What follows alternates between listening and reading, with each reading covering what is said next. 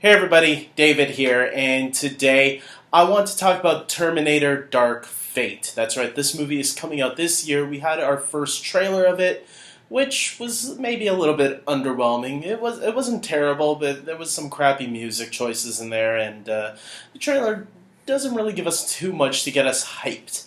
But maybe there is something that will get people hyped. Two pieces of news dropped today because guess what? San Diego Comic-Con is going on right now this weekend. There's going to be a lot of big news items dropping. Trailers are dropping right now. I just saw the trailer for Jay and Silent Bob Reboot. I know the trailer for Top Gun Maverick just dropped. I didn't get a chance to see it yet, but I will. Unfortunately, I'm not going to be doing news for everything that drops from Comic-Con this weekend, but definitely stay tuned for me to talk about whatever happens at that Marvel panel. Anything big happens, which some people are speculating it will, I will be talking about it. For now, let's talk about Terminator Dark Fate. What are the two big news items that dropped? Well, apparently, number one, the movie is going to be rated R. That's right. So the original two Terminator films, The Terminator back in 1984 and Terminator 2 Judgment Day, which came out in 1991, were both R-rated films. Some people might forget that nowadays because the later ones were rated PG-13. There have been some people voicing that they would like to see Terminator go back to its roots and be that R-rated horror thriller type of film, or at least R-rated action film, in my opinion. And it looks like they are going to be taking that approach. Tim Miller is directing. Tim Miller was the director of the first Deadpool movie. So we know he's capable of doing a really good job with these cool action films. Obviously, Terminator is going to be a different tone, but I am looking forward to a rated R Terminator movie again, because maybe it will bring the franchise back to what it needs to be. Also, another big piece of news dropped today at San Diego Comic-Con regarding the Terminator. It looks like Edward Furlong will be returning as John Connor. We're going to see an older John Connor played by Edward Furlong. Holy shit, this is crazy. The last time we saw him was back in that 1991 movie, because in Terminator 3, Rise of the Machines, I believe he was played by Nick Stahl. Christian Bale played the role in Terminator Salvation. And then Jason Clarke played the role in Terminator Genesis.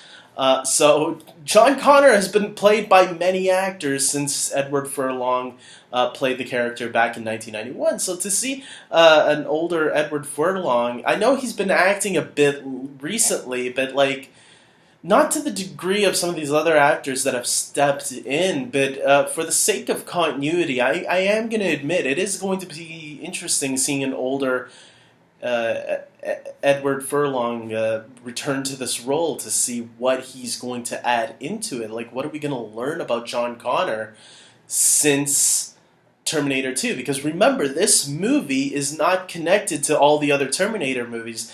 This one is going to be only connected to the first two films. This movie's ignoring everything else that came after Terminator 2.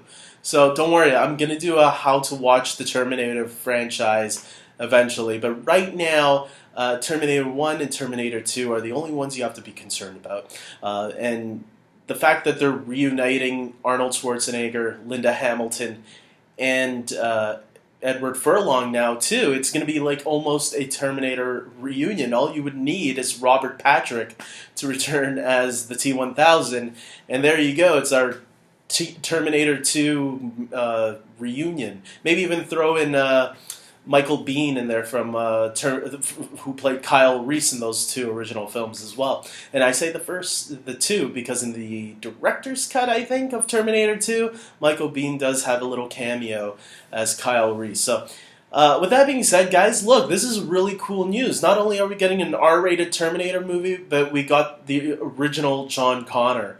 And I really do mean the original, because he was the first big actor to, not big, but he was the first actor to portray John Connor on screen, not counting that little cameo of a shot of an older John Connor in the same film. that actor didn't count, but Edward Furlong was the true actor that actually had lines and everything to play the character. So there is another John Connor out there who I forgot to mention. I forgot the kid's name, but it was in the Terminator series, Terminator: The Sarah Connor Chronicles, which only lasted for 2 seasons, but a lot of fans really dig it. Actually, I really enjoyed that series as well, which starred Lena Headey as Sarah Connor. Lena Headey, who played Cersei Lannister in Game of Thrones. She was actually Sarah Connor at one point, as well, and then Emilia Clarke would play Sarah Connor later on in life.